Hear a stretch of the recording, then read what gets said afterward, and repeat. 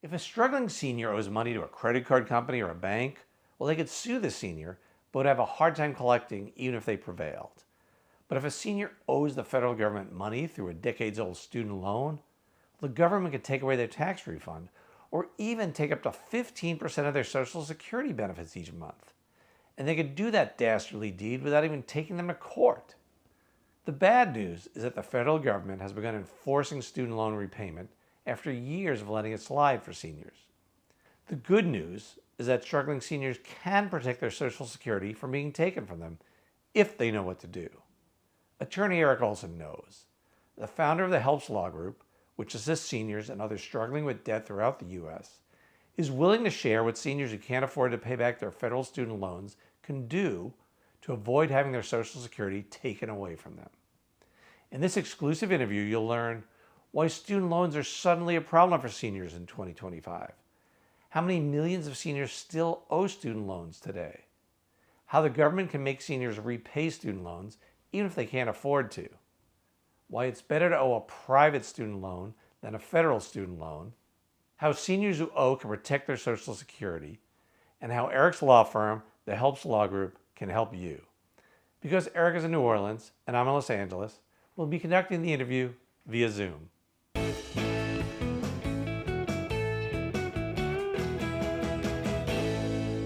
So Americans haven't had to worry about old student loans for a while, and that includes older Americans. But that seems to be changing. So to help seniors and other lower income people with how to deal with their outstanding student loans based on the new circumstances today, it's attorney Eric Olsen. Eric is the founder of the Helps Law Group, which assists seniors and others who are struggling with debt. Welcome, Eric. Glad to be here with you today, Jeff. Well, thanks for taking the time. So after a long pause, why are student loans back in the news?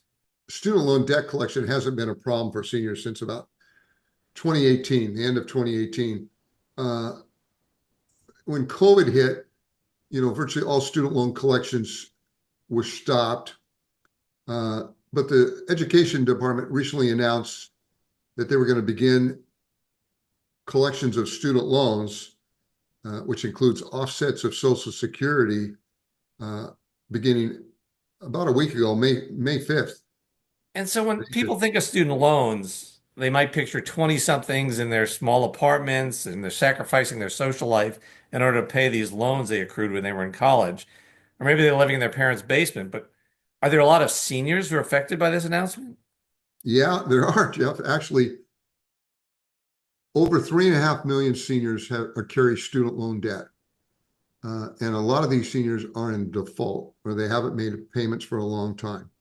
So yeah, that's a lot of seniors that have student loan issues, more than you would think. So now that they're enforcing the repayment of federal student loans, what can happen to a senior who owes money and doesn't pay? Well, the potential problem is they could have 15% of their Social Security offset. That's kind of like garnishment. They call it an offset. And it can be done automatically. Do the math, that's a lot of money. $1,000, you could end up with, $850, which for a senior, that $150 out of $1,000 is a huge amount of money. Back in 1996, when they allowed Social Security to be set off, they protected a minimum of $750. Okay, that hasn't changed. It's still $750. Under inflation, it should be more like $1,550, somewhere around there. So by keeping it at $750, a lot of seniors that are really under the poverty line are at risk of having their Social Security garnished if they don't do anything. Right. So to be clear, they would take up to 15% of your Social Security, but you'd still get $750 minimum. So if your check was like $800, $750 minimum. yeah. Right. So if your check were $800, they wouldn't bring it down below $750. But like you said, if your check's $1,000, they would bring it down to $850. And that missing $150 a month, if you're living off your Social Security check of $1,000 a month, that's a huge cut. They can also take your tax refund, although a lot of seniors don't file taxes, so they don't get a refund. They can also garnish wages, but a lot of seniors don't work. And they can do that, without filing a lawsuit. They just send a notice to the employer and taking 15% of your Social Security. That's the thing about this student loan offset program is they don't have to sue you. So it seems a lot of this only applies to federal student loans. Is it better to have a private student loan if you're in no position to pay it back than a federal student loan? It is for a number of reasons. Private student lender can't offset your Social Security. Okay. About the only thing they can do is they could file a lawsuit. But then if you get Social Security or a pension or disability, it's protected. So no, they can't offset your Social Security, and if they're just like a regular creditor. Another thing, a private student loan, often that debt can be discharged fairly easily in bankruptcy. But a lot of seniors, if they don't have to pay the debt because their income's protected, they don't need to worry about bankruptcy. All right. So to be clear, seniors who are still owing their student loans, if they have a private student loan, because if their only income is Social Security, then they can't be forced to pay it. That's However, right. if it's a federal student loan, then they could just have 15% of it withheld without even a lawsuit filed against them. Right. And if they get a pension, that's still protected with the private student loan. They're going to be fine. It's the government insured student loans where the problem is. Many seniors have physical problems, and some of them are disabled. How does that affect their student loan repayment?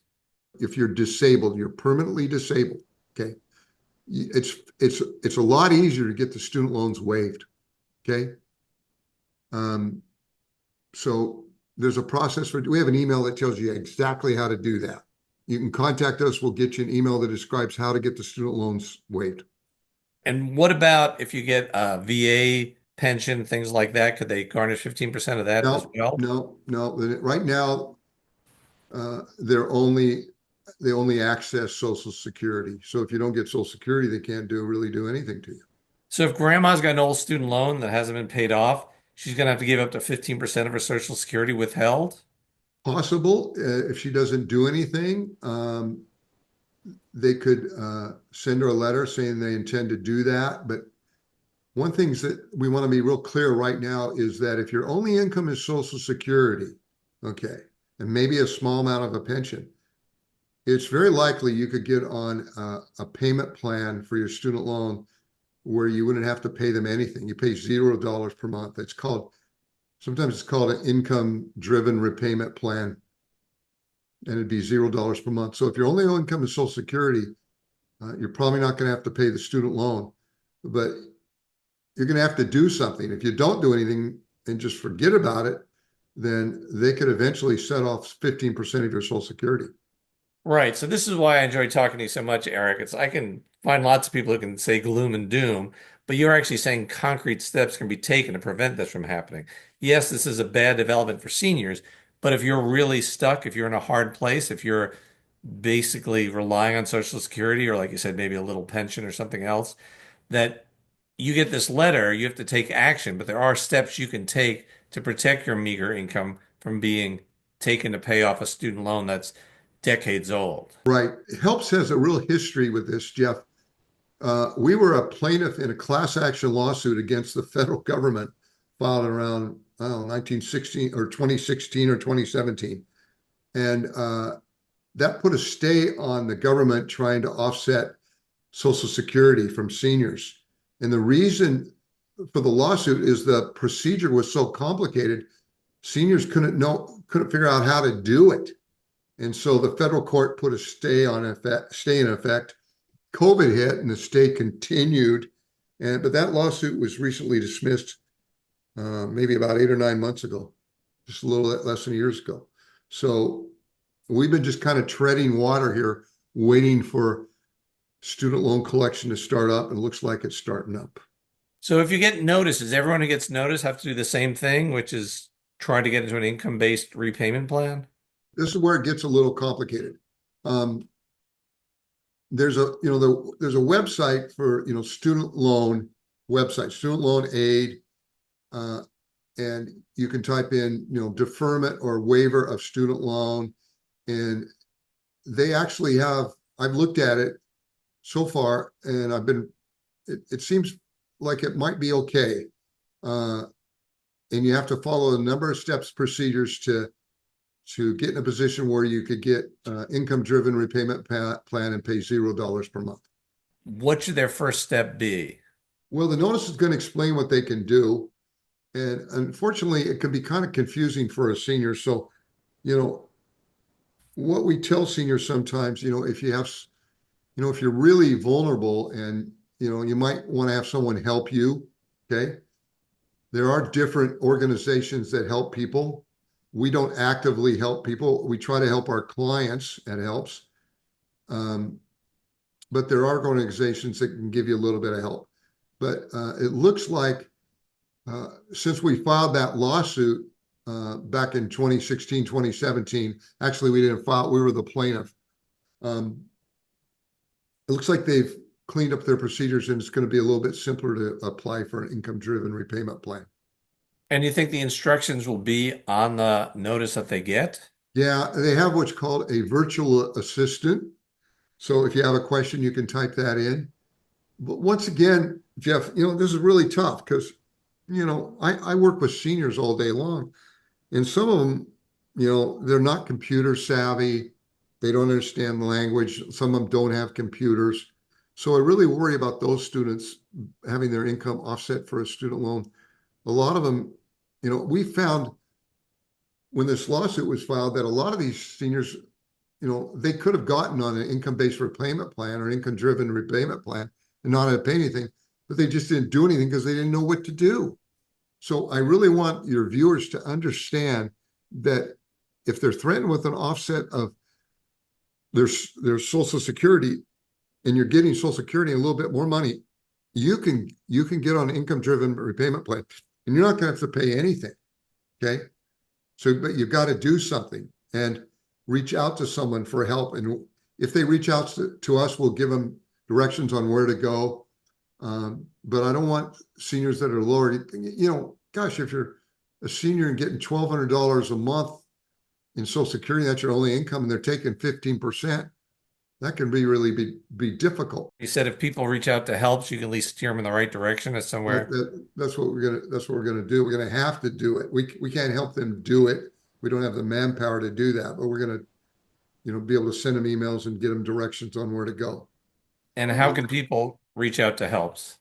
We're all over the internet. Helps Law Firm, 855-435-7787, or helps 855 helps USA, helps us, our phone number. I don't want to scare seniors to thinking that this is going to happen to them. You're given a notice and you're given an opportunity to get on this income-driven repayment plan. And there's several ways to do it. And if you're anywhere like approximately 225% of the poverty line or lower, you should be able to get on income-driven repayment plan. $32,000 for a single person, or about $47,000 for a couple, two people. You just have to fill out the form and do what they tell you to do, and they're going to stop. They won't take money out of your Social Security. Great. I appreciate it. For some seniors, it's very hard to jump through these hoops. So anything we can do to ease that is appreciated. Thank you for taking the time, Eric. You bet, Jeff.